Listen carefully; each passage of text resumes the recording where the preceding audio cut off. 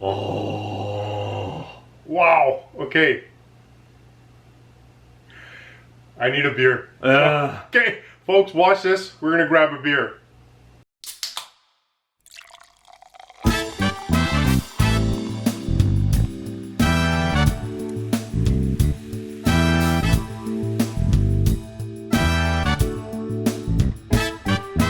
Two guys talking, saying anything, nothing new to say, talking anyway. Stop yammering, can't hear a thing, nothing I can do. So let's have one more brew.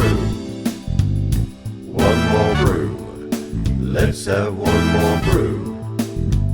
One more brew. Stop talking, try listening, try anything, try whistling. There you go again, saying anything, nothing I can do. So let's have one more brew. One more brew. Let's have one more brew. One more brew.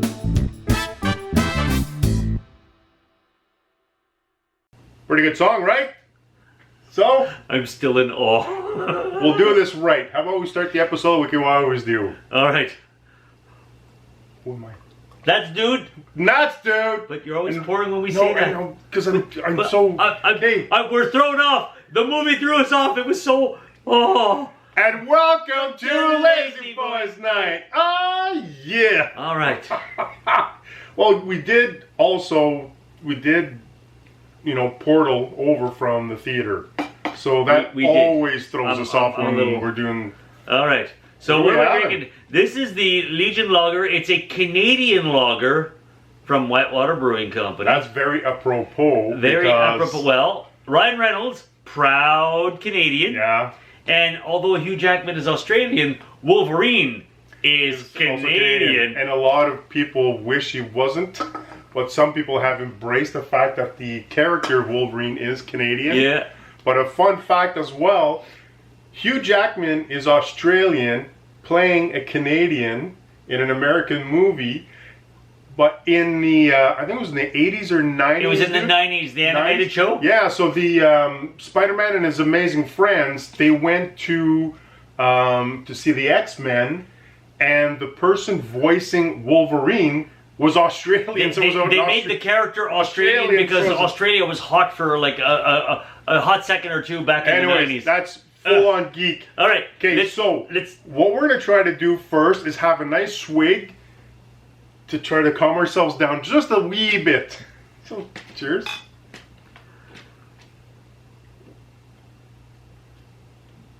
Oh, proper Canadian lager. Proper Canadian lager. That's fantastic. Lagers are sometimes a little on the safe side. Whitewater, man, you did it again. No, this has flavor. This has character. Whitewater, I salute you.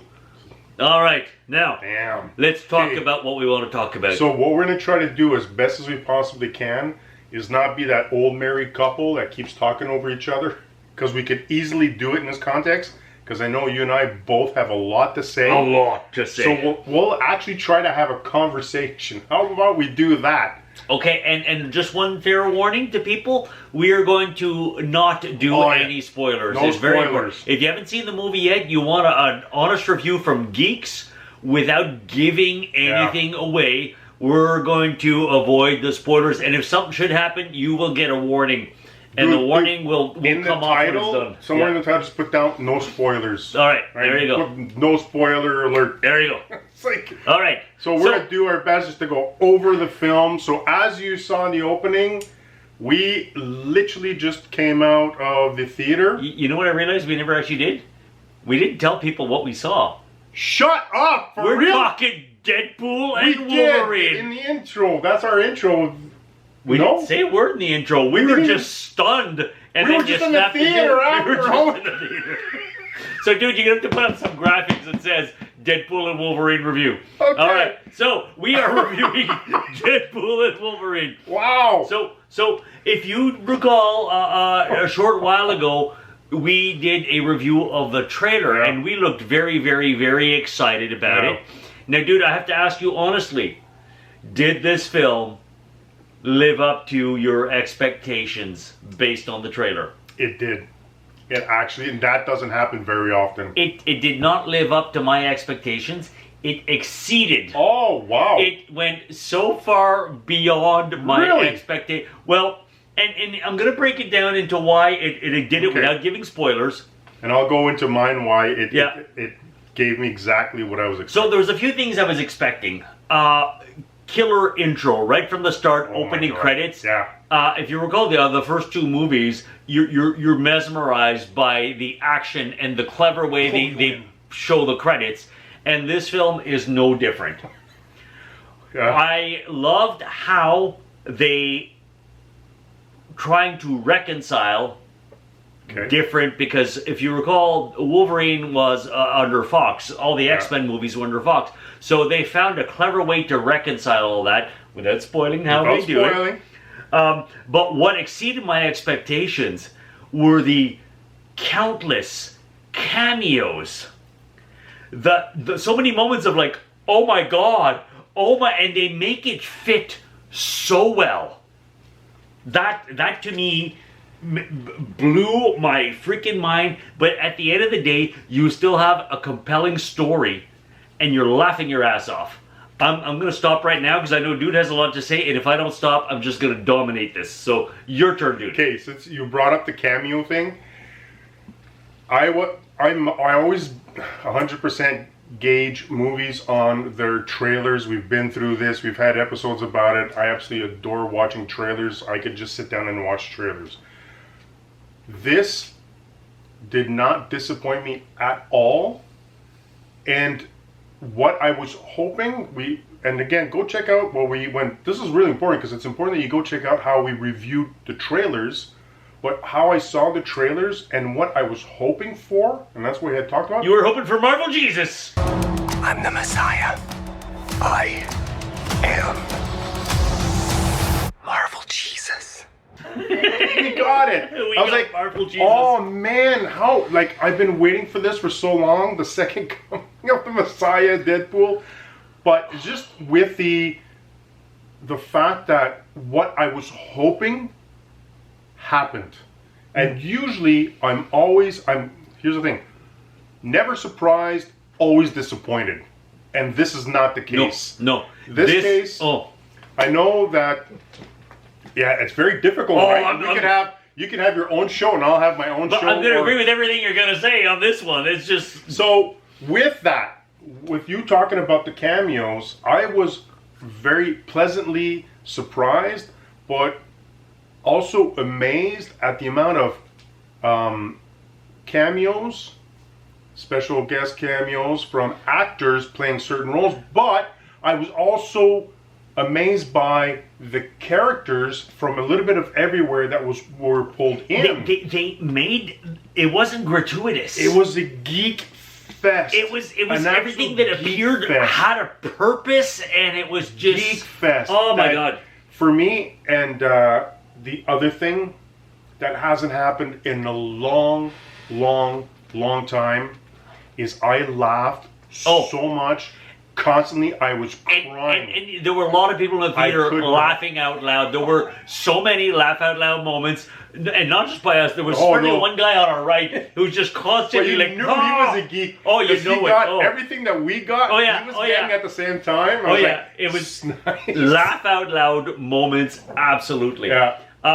One thing well, a couple things I want to say, but this one, before I saw the film, someone I know who knows our film interests and styles had seen it already, and he didn't give me any spoilers, but he said Ryan Reynolds, who's the creative genius behind this, he didn't write the script alone. There's several other names, but understands what the fans want. And he didn't write a film to make an art project. He didn't write a film to make a political statement. Not the best story ever. No, well, although the story's pretty good, but what he did is he listened to the fans, and he gave them exactly what they want and more. And I left feeling so damn satisfied with this. You know, I remember when the first Deadpool movie came out, I was like, oh my God, this is what a superhero movie that's R-rated should be. Yeah, exactly. That's important to notice too. Yeah. That it is an R-rated film. Oh, the gratuitous violence and language. But you're talking about story. You thought it was a great storyline. Well, I mean, I don't think it's the greatest story ever by any means, but I thought they made it work. If you're full disclosure, folks, if you're going in for a great storyline, don't go see this, because there's a bunch of plot holes like you wouldn't believe. But they made it work. But the thing is it's movie driven, not plot driven, right? And movie driven in this case, normally I'd be dumping all over this type of movie. But with this, we have two established characters, right?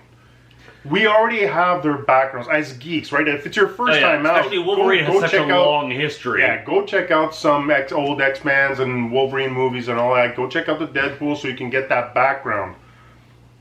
But you're talking about like over 20 years worth of character development there, so they don't have to work on that per se.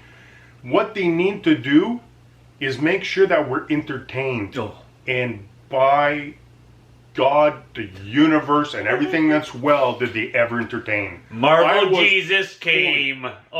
We went to Rome, to the circus, and there was a massacre.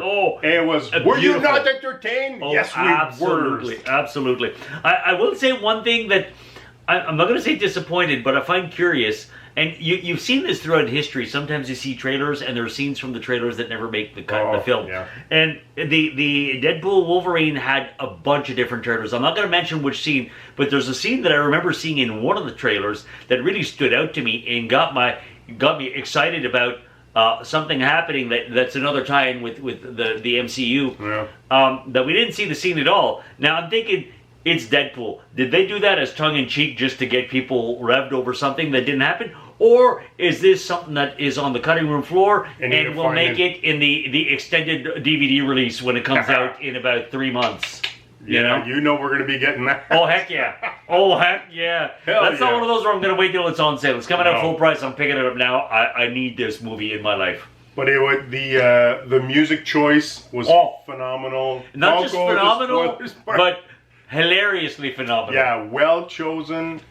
Like I said, if you're a fan of the Deadpool movies and you've enjoyed the Wolverine character, all right, you should enjoy this film. Oh yeah. The important thing again, don't go looking for don't judge this as a film. Judge this as an event. It's a summer blockbuster. You're going out to an event to be entertained and enjoy the entertainment. Again, I haven't said that in such a long time. No. But I was critical through the whole thing, but it became very difficult to be critical when I was laughing so much. Oh yeah. Like the amount of the inside jokes and then just the Easter blood, eggs. like just There's so many Easter eggs in there too. Oh my God. I'm going to have to watch it over and over just to catch all the little things. There's so many visual gags. There's so many quips that Deadpool says, because he breaks the fourth wall and he's always making these little jokes that people are not supposed to get in the film. But us as viewers are like laughing our asses off, and we got a lot of them, but I'm sure we missed a bunch because there's just because we were laughing so much. It's rapid fire.